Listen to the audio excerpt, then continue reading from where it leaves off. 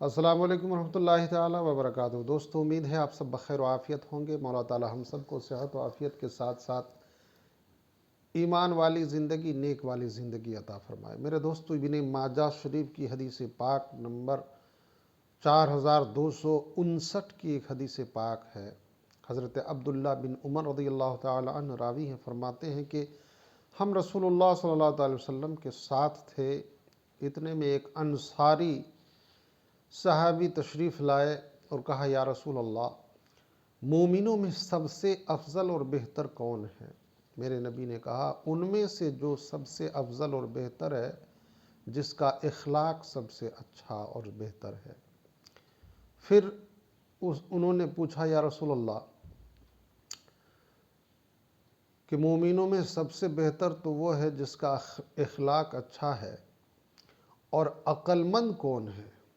میرے نبی نے کہا، پھر ان میں سے جو موت کو سب سے زیادہ یاد کرتا ہے، آخرت کی تیاری کرتا ہے، وہ عقل مند ہے۔ تو میرے دوستو، آپ نے دیکھا، مومن ہونا کمال نہیں ہے۔ مومنوں میں کمال درجے کا وہ انسان ہے جس مومن کا دل خلوص والا بن جائے، اخلاص والا، اخلاق والا بن جائے، مخلص بندہ بن جائے۔ پھر میرے نبی کے فرمان کے مطابق مخلص ہونا ہی کمال نہیں ہے، بلکہ عقل مندی یہ ہے کہ اس اخلاص میں آخرت کی تیاری شامل ہو۔ صرف اخلاص کے ساتھ زندگی گزارنا یہ نہیں ہے کہ آرام کی زندگی گزاریں اور کسی کو کوئی تکلیف نہ دے۔ عقل مندی یہ نہیں ہے، بلکہ عقل مندی، میرے نبی نے فرمایا، عقل مند وہ ہے جو موت کو یاد کرتا رہتا ہے، اور موت کو یاد ہی نہیں کرتا بلکہ آخرت کی تیاری بھی کرتا رہتا ہے، وہی عقل مند ہے۔ لہٰذا میرے دوستو، عقل مندی ہمیں دکھانی چاہیے۔ دنیا کے ہر کام و کاج میں ہم عقل مندی دکھاتے ہیں، باریک سے باریک مسئلہ ہم حل کرنے کی کوشش کرتے ہیں، ہم سے آگے کوئی بولنے والا نہیں ہے، ایسا ہم گمان کرتے ہیں۔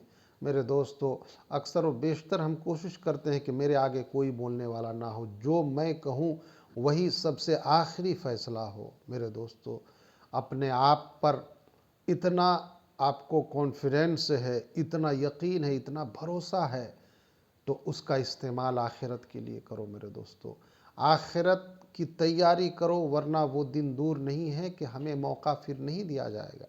مولا تعالیٰ ہم سب کو کہنے سننے سے زیادہ عمل کی توفیق عطا فرمائے۔ السلام علیکم ورحمۃ اللہ تعالیٰ وبرکاتہ۔